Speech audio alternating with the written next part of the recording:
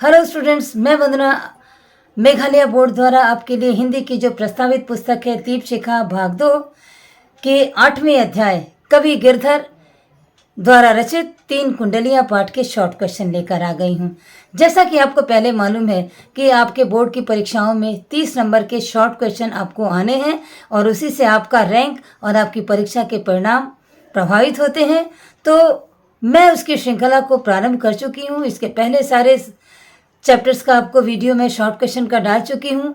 आज मैं चैप्टर 8 में आ गई हूँ और आज चैप्टर 8 का 3 कुंडलियां पाठ का शॉर्ट क्वेश्चन स्टार्ट करते हैं। तो लेट्स गेट स्टार्ट। 3 कुंडलियां पाठ 8 शॉर्ट क्वेश्चन नंबर 1।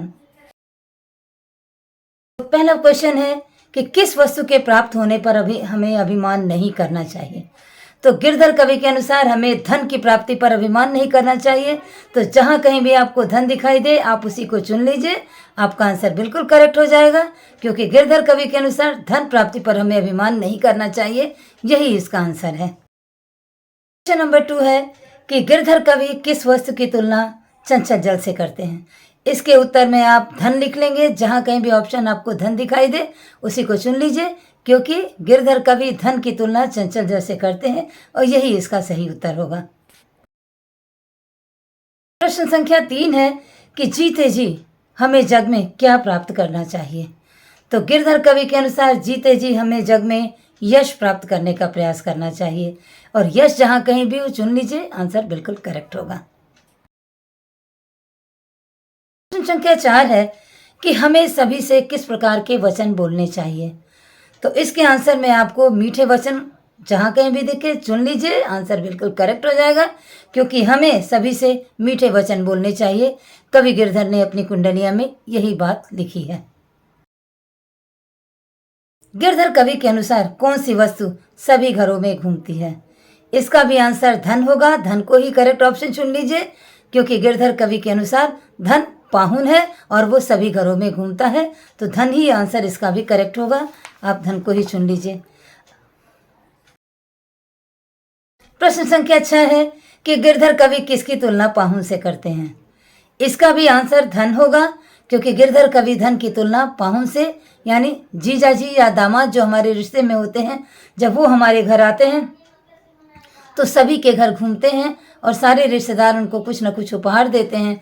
तो गिरधर कवि धन की तुलना पाहुन से करते हैं, तो इस क्वेश्चन का आंसर भी धन ही होगा। करेक्ट ऑप्शन यही होगा। अगला सवाल क्वेश्चन नंबर 7। गिरधर कवि किसे 4 दिन का मेहमान मानते हैं। फिर इसका आंसर धन होगा। धन को ही करेक्ट लीजिए। गिरधर कवि ने धन को 4 दिन का मेहमान बताया है। संख्या 8, हमें कैसे वृक्ष की छांव में नहीं बैठना चाहिए।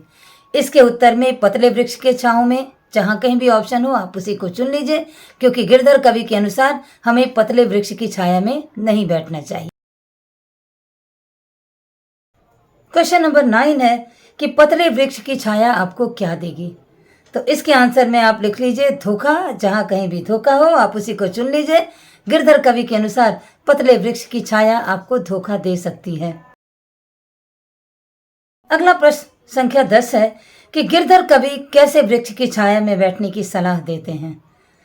तो गिरधर कवि मोटे वृक्ष की छाया में बैठने की सलाह देते हैं। जहां कहीं भी आपको मोटा वृक्ष दिखाई दे वही चुन लीजिए, आपका आंसर बिल्कुल करेक्ट हो जाएगा। किसके ग्राहक सभी लोग हैं। गिरधर कवि के अनुसार किसके ग्राहक सभी लोग हैं। तो आंसर में जहां कहीं भी गुण देखे आप उसी को चुपचाप चुन लीजिए, वही ऑप्शन करेक्ट होगा, क्योंकि गिरधर कवि के अनुसार गुण के ग्राहक सहस नर, गुण के ग्राहक सभी लोग हैं, तो गुण ही चुनेंगे, आंसर करेक्ट होने वाला है। कि गिरधर कवि के अनुसार किसे कोई लेना पसंद नहीं करता है। तो उत्तर में अवगुणी जहां कहीं भी दिखे आप उसी को चुन लीजिए, क्योंकि गिरधर कवि के अनुसार अवगुणी को कोई लेना नहीं चाहता है और सभी गुणवान को पसंद करते हैं। तो जिसे कोई लेना पसंद नहीं करता है वह अवगुणी है, और जहां कहीं भी अवगुणी ऑप्शन दिखे आप उसको चुन लीजिए, आपका आंसर बिल्कुल करेक्ट होगा। कि कोयल की वाणी क्यों सुहानी लगती है। तो गिरधर कवि के अनुसार कोयल की वाणी इसलिए सुहावन लगती है क्योंकि वो मीठी होती है। तो मीठी होने के कारण कोयल की वाणी सुहावन लगती है। जहां कहीं भी मीठी होने के कारण ऑप्शन हो आप उसी को चुनेंगे, आंसर बिल्कुल सही हो जाएगा। कि काग क्यों अपावन हो जाते हैं। इसके उत्तर में आप लिखेंगे कि अपनी कर्कश वाणी के कारण। जहाँ कहीं भी अपनी कर्कश वाणी हो उसी को चुन लीजिए, क्योंकि गिरधर कवि के अनुसार काग इसीलिए अपावन हो जाता है क्योंकि उसकी वाणी कर्कश होती है। कि काग और कोयल दोनों किस रंग के होते हैं, तो आंसर में आप काले लिख लीजिए, काले रंग के होते हैं, यही चुनाव सही होगा, आपका आंसर करेक्ट हो जाएगा।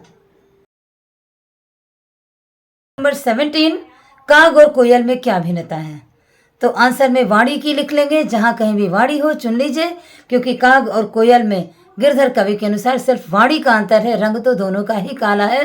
तो वाणी जहां कहीं भी हो चुनेंगे और आपका सही चुनाव होगा, आपको नंबर दिलाएगा।